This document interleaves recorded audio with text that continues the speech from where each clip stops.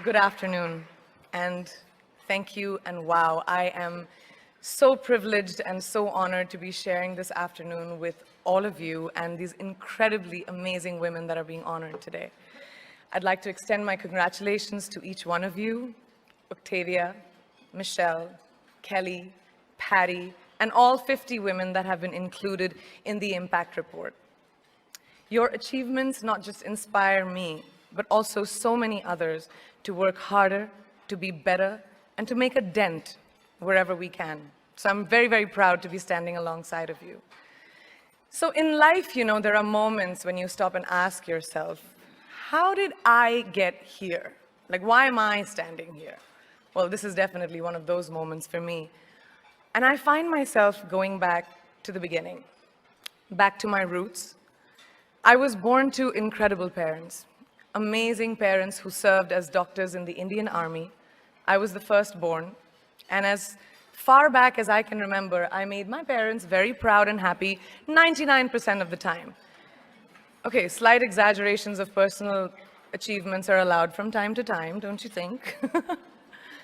My brother was born a few years later, and even then, nothing changed for me. We were both given equal opportunities, and I want to emphasize this. I want to really emphasize this for you because I don't think a lot of people might understand that being equal might seem very normal. But where I come from, India, and a lot of developing countries around the world, more often than not, this is an exception. It's actually a privilege. My first experience of the glaring disparity between boys and girls came at a very, very young age.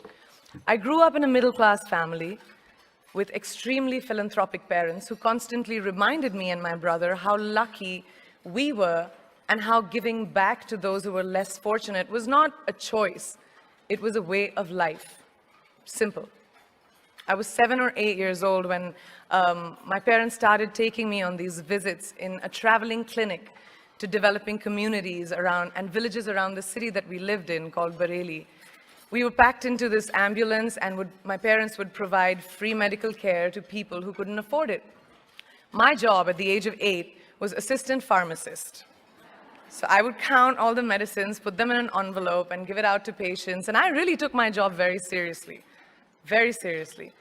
But the more I went on these expeditions, the more I began to notice the simplest things that distinguished a boy from a girl or a man from a woman. For example, girls were pulled out of school when they hit puberty because they were considered ready for marriage and babies. That's 12 and 13, while boys still enjoyed their childhood. Or basic human rights, such as healthcare, were denied just because they were women. Let's call this whole experience trigger number 1 for me. Fast forward a few years and many, many triggers in between. Like a producer-director, for example, early on in my career, I must have been about 18 or 19, telling me that if I didn't agree to the ridiculous terms or painfully low salary in his movie, that he would just replace me. Because girls are replaceable in the entertainment business. That was a memorable one. Made me decide to make myself irreplaceable. But I think what really moved the needle for me and ultimately led me to create the Priyanka Chopra Foundation for Health and Education, and around the same time partner with UNICEF, was an encounter with my housekeeper's daughter. About 12 years ago, I came home from set early one day, and she was sitting in my library reading a book. And she must have been 8 or 9 years old, and I knew she loved reading. So I asked her, I was like, it's a weekday, why aren't you in school? And she said, oh, I don't go to school anymore. So I went and asked her mother, and I said, why isn't she in school?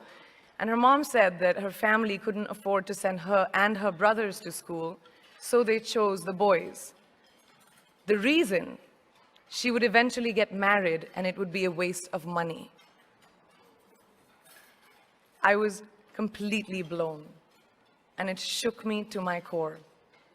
Eventually, I decided to cover the cost of her education so that she could continue to learn, because education is a basic human right and a huge necessity, especially today. From that point on, I was determined to make a difference in as many children's lives as I could, in whatever big or small way that I could contribute.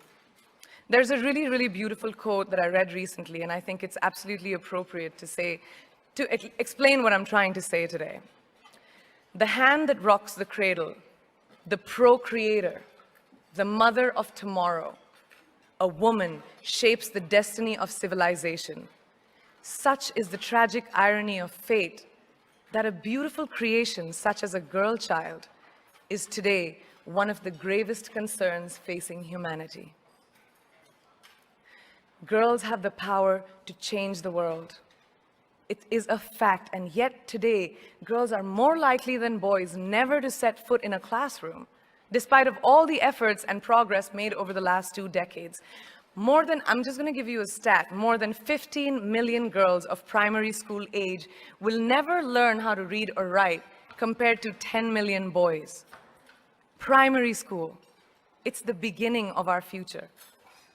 Over the last 11 years, I have witnessed firsthand the incredible work that UNICEF does for children around the world, especially victims and survivors of child marriage, displacement, war, sexual violence. But there is still so much work to do. And for me, that is the fuel to my fire. The reason I'm so committed to this cause, and that is where my passion stems from, because I know that a girl's education not just empowers families, but communities and economies. A result of her education, we all do better. It's just as simple as that. As entertainers and influencers sitting in this room, I feel that it's our social responsibility to be a voice for the voiceless, which is why I applaud each and every woman in this room for being such a badass.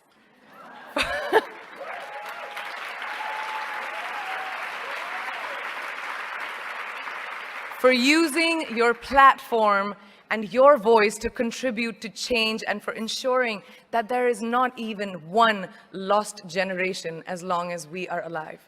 I'd like to thank Variety and all of you for encouraging me and all of us in this room to keep going and fighting on. Thank you so much.